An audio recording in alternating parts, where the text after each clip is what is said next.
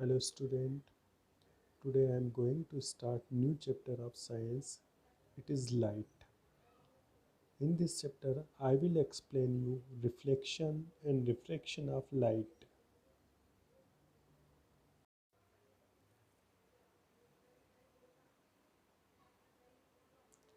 Introduction of light. Light is a form of energy which produces in a sensation of sight.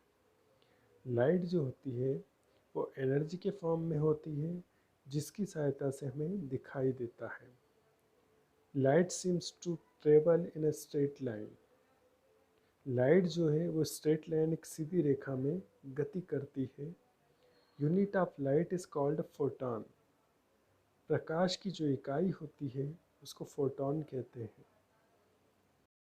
Now I will explain you the reflection of light. The phenomenon of bouncing back of light in the same medium on striking the surface of any object. जब प्रकाश की किरण किसी चमक पारदर्शी सतह पर टकराती है तो वो उसी मीडियम में वापस से लौट जाती है. इस इवेंट को रिफ्लेक्शन ऑफ लाइट कहते हैं. Next one, types of reflection. There are two types of reflection. Reflection जो होता है वो टू टाइप्स का होता है. First one regular reflection and second one irregular reflection. Regular reflection. When the reflection process occurred, the smooth and well polished surface. जब reflection की process एक चिकनी तथा चमकदार सतह पर होती है तो उसको रेगुलर रिफ्लेक्शन कहते हैं, क्योंकि जो इंसिडेंट रेज होती है और यहाँ से रिफ्लेक्ट होकर जाने वाली रिफ्लेक्टेड रेज रहती है वो सही डायरेक्शन में जाती है. Example, silver metal is the one of the best reflection of light. Silver metal जो होती है रिफ्लेक्शन के लिए सबसे बेस्ट एग्जाम्पल है. Irregular reflection. When the reflecting surface is rough, then parallel rays falling on it are reflected in different direction. यदि surface rough है तो उस पर पड़ने वाली जो इंसिडेंट रेज है और रिफ्लेक्टेड रेज जो है उनका जो डायरेक्शन होगा वो डिफरेंट होगा. It is called irregular reflection. Laws of reflection of light. Reflection of light के नियम. First, the incident rays, the reflected ray and the normal all lie in the same plane. जो incident ray होती है, जो reflected raise होती है और जो नॉर्मल होता है ये तीनों एक ही प्लेन पर होते हैं. इंसिडेंट रे को आई से डिनोट किया जाता है, रिफ्लेक्टेड रेज को स्मॉल आर से डिनोट किया जाता है और जो नॉर्मल होता है इसको स्मॉल एन से डिनोट किया जाता है. Second, law of reflection of light. The angle of reflection is always equal to angle of incident. That means जितना I होगा उतना ही R होगा. Here I angle of incident and R angle of reflection.